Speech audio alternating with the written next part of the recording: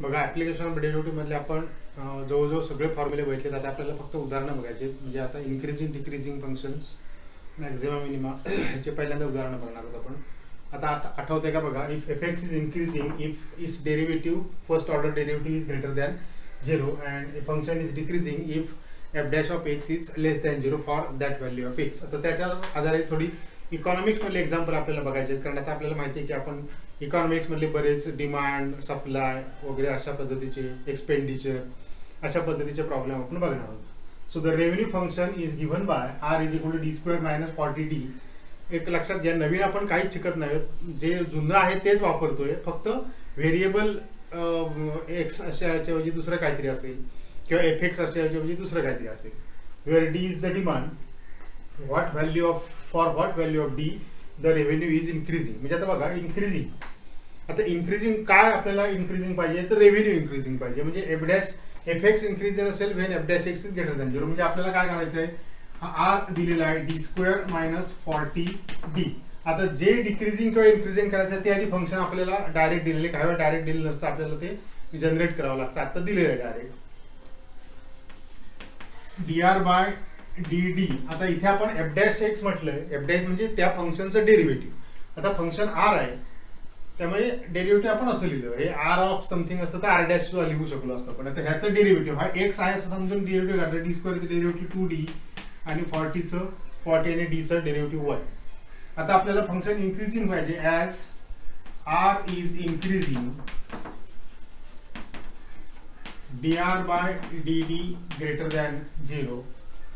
हे आता हे dr बाय dd आपण काढलेलं आहे 2d minus 40 greater than 0. So 2d greater than 40, d greater than 20.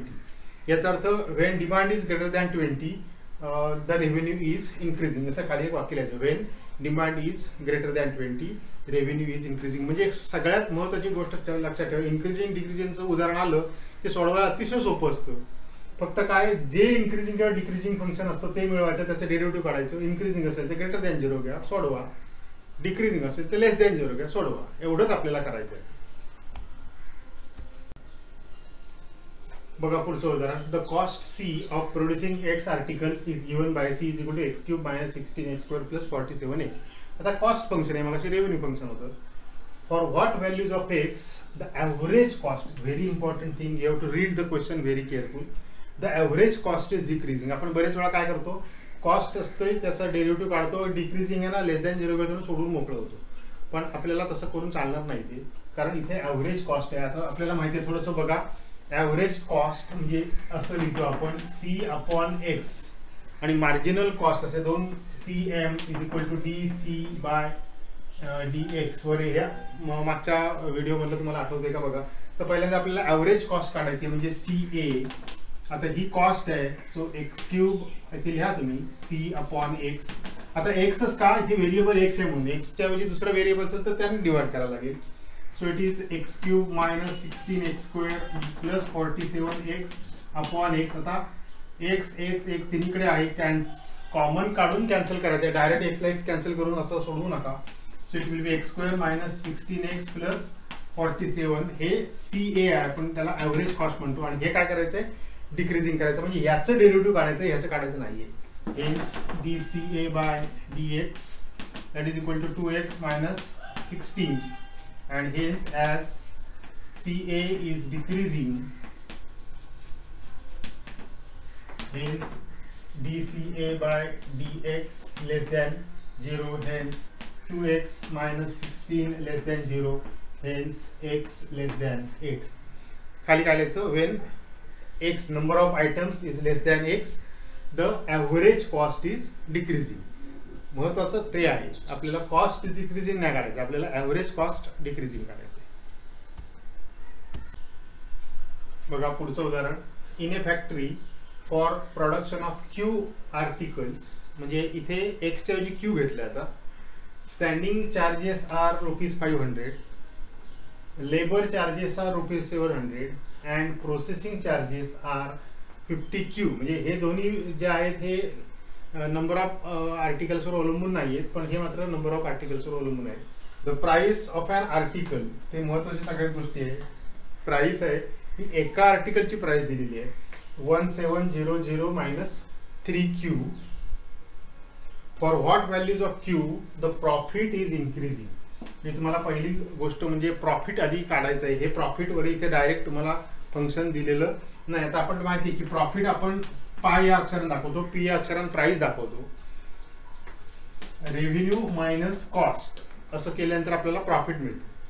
त्याच्यासाठी रेव्हेन्यू काढायला पाहिजे आणि कॉस्ट पडायला पाहिजे. आता कॉस्ट मध्ये तीन गोष्टी जे आहेत, हे चार्जेस आहेत, हे कॉस्ट आहेत 500, 700 अँड प्रोसेसिंग चार्ज 50Q.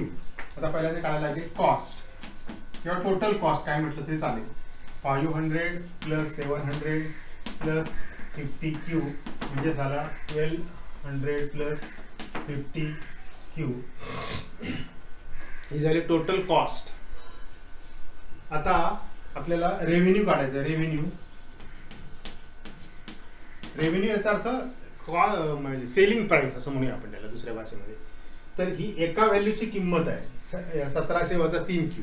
आणि आपण असे आर्टिकल्स किती तयार केले, प्रोडक्शन ऑफ Q आर्टिकल्स. त्यामुळे Q इंटू 1700 मायनस 3Q म्हणजेच 1700Q मायनस 3Q स्क्वेअर म्हणजे Q ने आतमध्ये गुणल्या जातात. आता ही किंमत जी आहे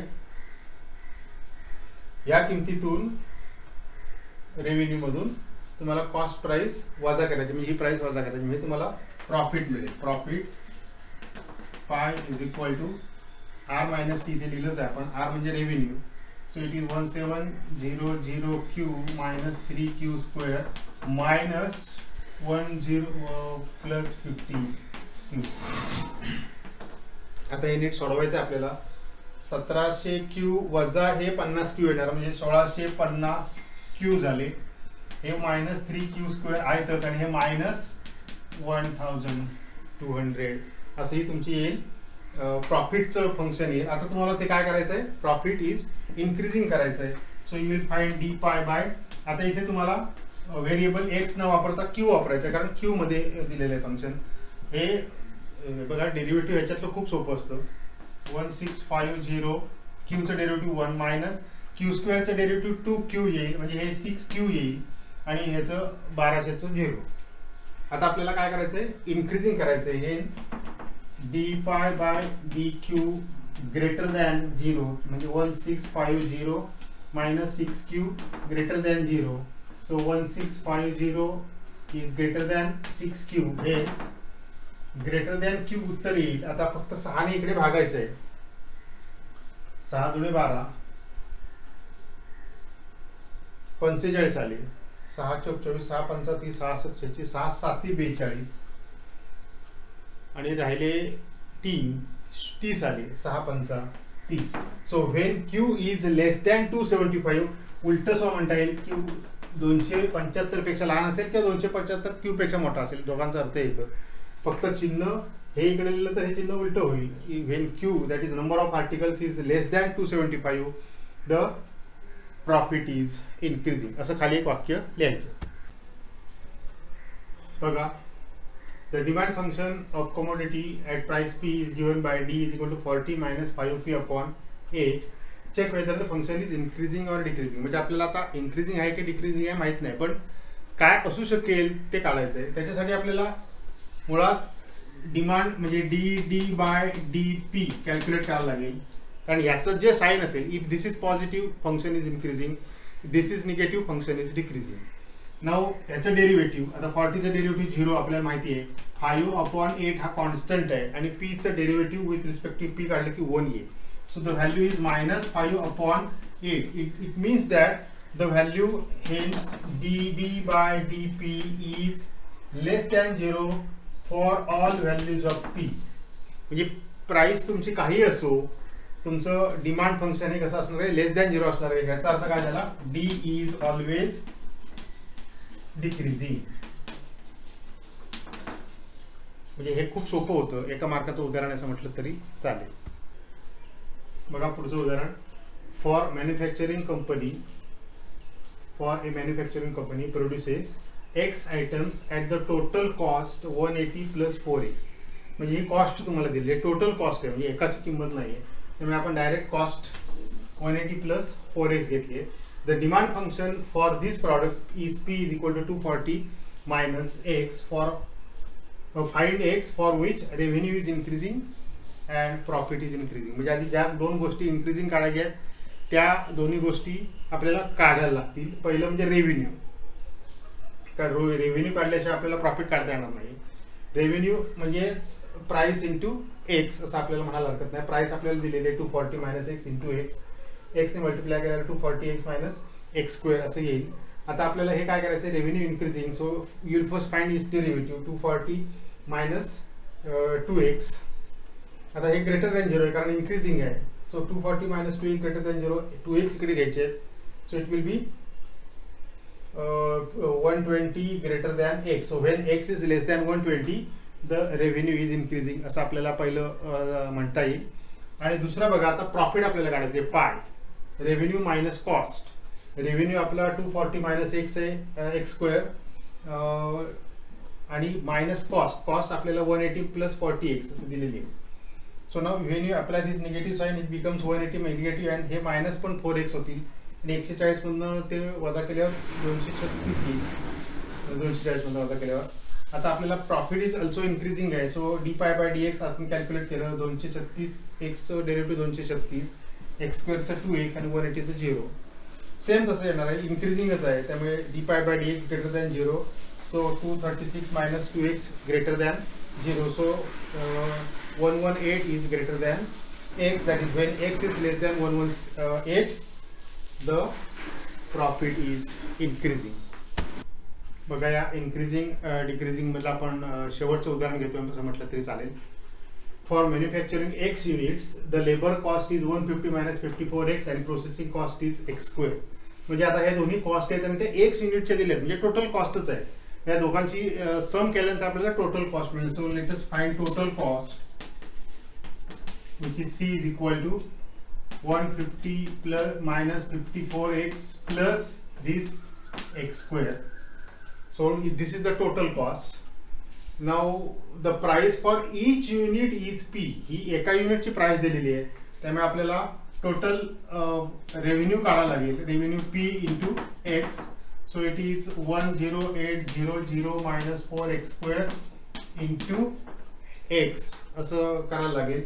So it will be equal to 10800x minus 4x cube.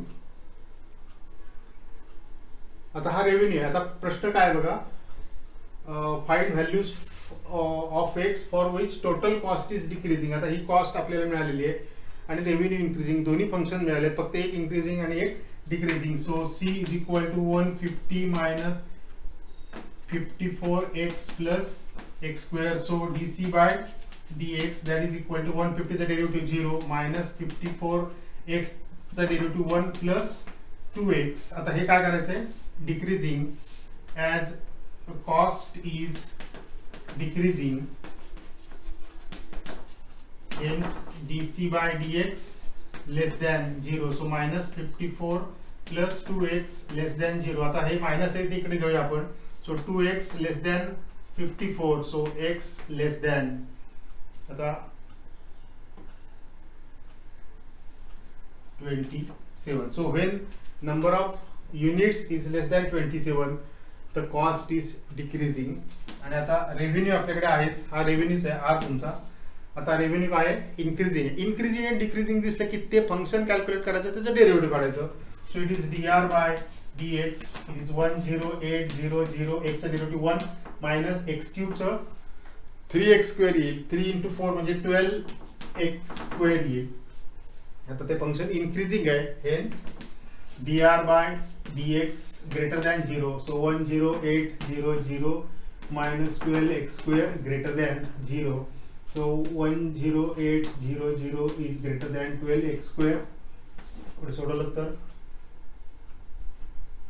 12 9 8 900 greater than x square हे 30 greater than x. आता खरं प्लस मायनस येईल पण नंबर ऑफ आयटम्स आहेत x म्हणजे त्यामुळे ते काय निगेटिव्ह असणार नाही. सो व्हेन असं म्हणूया आपण x लेस दॅन 30